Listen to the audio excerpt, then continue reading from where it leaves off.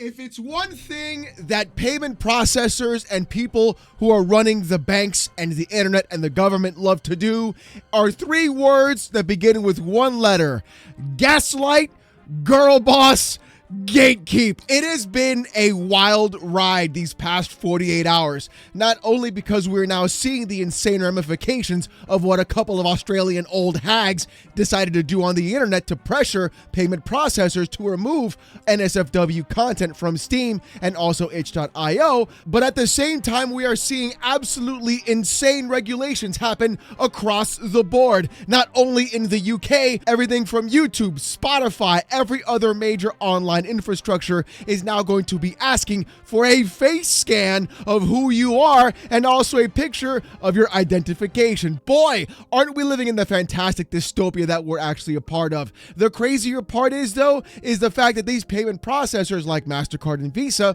are not trying to deny, actually gaslight individuals and users after having mountains of evidence of what they did towards Valve and Steam. And it gets even better because Valve, the company that basically just does nothing and wins apparently, actually did something. When Valve does something or even says something, you know it's bad. According to PC Gamer, MasterCard is deflecting blame for NSFW games being taken down, but Valve says the payment processors specifically cited a MasterCard rule about damaging the brand. Oh, yes! Here we go. Here it begins, my boys. Here comes the gaslighting from massive corporations trying to dictate to you what you can and cannot buy with your own money because they're trying to be a payment processor. I'm sorry. No, excuse me. MasterCard has now cited they are not a payment processor. Look, it's going to get weirder before it gets crazier. I promise you this. But this has been going on a rabid roller coaster. How all of this is now occurring because, like I said before, a couple of Karens in Australia didn't like the video games they couldn't even buy in the first place and just wanted to exert control. My, how the wheel of censorship comes for us all now, doesn't it? The article by PC Gamer starts off like this. 2 weeks after Valve confirmed it had removed a pile of NSFW games from Steam because of pressure from credit card companies, and 1 week after itch.io followed suit, MasterCard has released a statement denying responsibility for the takedowns, saying it, quote, allows lawful purchases to be processed through its systems. You know what? I'm going to have to go ahead and press X to doubt on that one. But let's go ahead and see the tweet by MasterCard because I'm sure they can explain everything and it's not going to backfire in their face now, is it? Oh boy. It's going to backfire in their face, I guarantee it. MasterCard decided to tweet this out on the actual 1st of August, saying this, clarifying recent headlines on gaming content.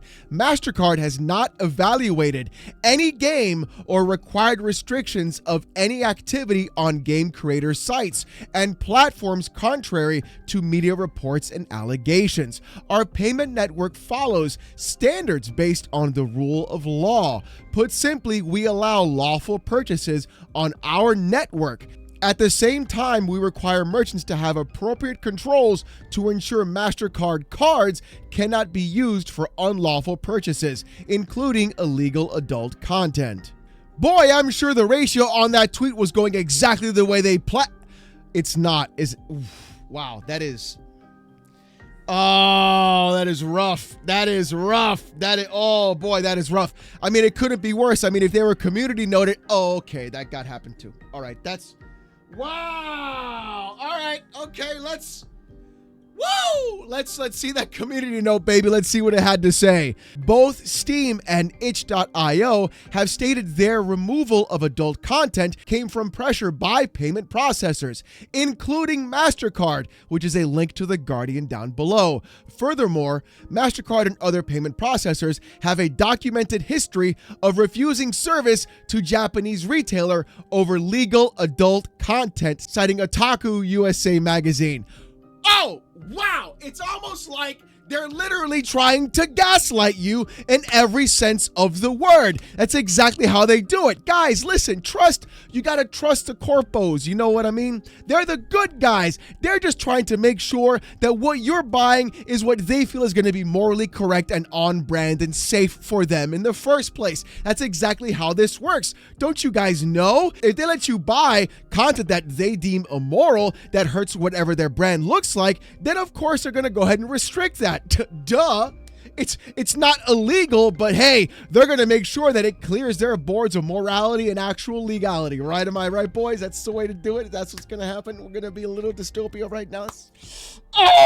But you know what? Things, in fact, get better because good old Valve and Steam and Gaben decided to go ahead and talk to other articles and news outlets saying exactly what happened. And my boys, the fact that MasterCard is getting dragged down the block and read to filth because of this has to be the best part of all. In a statement to Kotaku, a spokesperson for Valve said that while MasterCard did not communicate with it directly, concerns did come through payment processor and banking intermediaries. They said payment processors rejected Valve's current guidelines for moderating illegal content on Steam, citing MasterCard's Rule 5.12.7. Quote, MasterCard did not communicate with Valve directly, despite our request to do so. Valve's statement sent over email to Kotaku reads, MasterCard communicated with payment processors and their acquiring banks. Payment processors communicated with Valve, and we replied by outlining Steam's policy since 2018 of attempting to distribute games that are legal for distribution. Payment processors rejected this and specifically cited MasterCard's Rule 5.12.7 and the risk to the MasterCard brand. Rule 5.12.7 states, a merchant must not submit to its acquirer and a customer must not submit to the interchange system any transaction that is illegal or in the sole discretion of the corporation, may damage the goodwill of the corporation or reflect negatively on the marks. It goes on, quote, the sale of the product or service, including an image which is patently offensive and lacks serious artistic value, such as, by the way of example and not limitation, images of non-consensual behavior, non-consensual person or body part, and or any other material that the corporation deems unacceptable to sell in connection with a mark. Violations of Rule 5.12.7 can result in fines, audits, or companies being dropped by the payment processors. The lies, the lies, the lies, the lies. It all comes to light. The fact that MasterCard feels that they are not a payment processor. That's the number one big lie right there. We're going to get into that too. The second thing is that anything that goes against the corporation is what they feel to be deemed unacceptable for sale. They will restrict with audits, fines, and even being dropped by the payment processor. It's literally going through, and we're seeing the entire world wrap around this exact moment, this singular moment, this singularity, mind you, of actual Karens in Australia causing the literal ripple effect, the butterfly effect, have you, of literally trying to censor the internet, censor what you can buy, require face scans and selfies and IDs to dedicate who you are and place you into a box and give you the worst possible dystopia you could ever imagine. Live in a pod, eat the bugs, use your real ID. If you say something on Twitter we don't like, they're coming to your fucking house. God. Did you buy my stepsisters a Futanari too? Well, guess what, bucko? That's 6 to 12 in the pen. Jesus Christ. Oh my God, dude. How on earth is this even happening right now? And anybody being okay with this and using it to go through and be like, well, yeah, they should remove all the smut from the internet. That's exactly what that's a good thing, right? That's what they're going to do. Go after the taboos to make the laws even easier for you to pass. Yeah, we're just protecting the kids, guys. We're not trying to go ahead and get who you are as an ID, scan your entire governmental data into our database, and then have it potentially get leaked. Everybody forgot the TAP real fast, but I didn't. It gets even crazier though, because PC Gamer in fact wrote this about MasterCard's statement. MasterCard's quote out here seems to be found in the structure of its operations. The company's website says it is neither an issuer, a merchant bank, nor an acquirer, a bank, credit union, or other entity that provides debit cards or lines of credit to consumers, but rather that it provides the technology and the network that powers the transactions. In other words, MasterCard does not process payments, it facilitates the systems to do so. And that has to be the most wild fucking thing I've seen in a very, very long time. The fact that MasterCard is now trying to state they are not a payment processor. They're just giving you the ability to process the payments. That tells me, hello, McFly, you are a payment processor. If my debit card or my credit card says MasterCard on the bottom left and we're using your systems to go ahead and process those payments, you are in fact a payment processor. Hell, even Google's own AI says, is MasterCard a payment processor? Yes, they are. Yes, MasterCard is a payment processor. It acts as an intermediary, facilitating electronic funds transfer between financial institutions and merchants, enabling transactions being made with MasterCard branded cards. It's not an issuer or acquirer itself, but rather operates a global payment network that handles authorization, clearing, and settlement of transactions. They are literally, by definition, an actual payment processor. No matter how many technicalities they're trying to throw in place on what it is, they literally got community noted, they're lying, they're gaslighting, and they're doing anything they can for some reason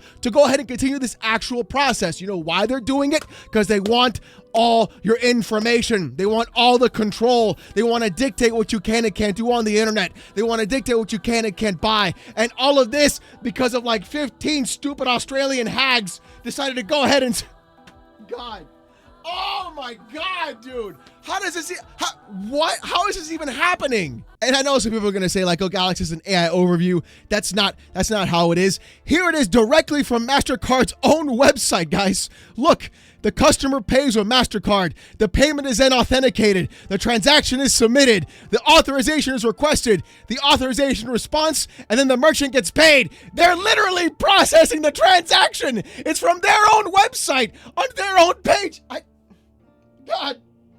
They are literally going through and doing everything they can to protect their brand, when in reality, they're just scared of a couple of emails. But you know what they're even more scared of? Of this. Charizard Kitsune on Twitter said this: call at Visa, ask about the censorship. You need to email us. So I can get a generic email. I'd like to speak to your manager. Please wait. Picks up. I'm about to transfer you. Okay, yes, you need to go make an email. Hangs up.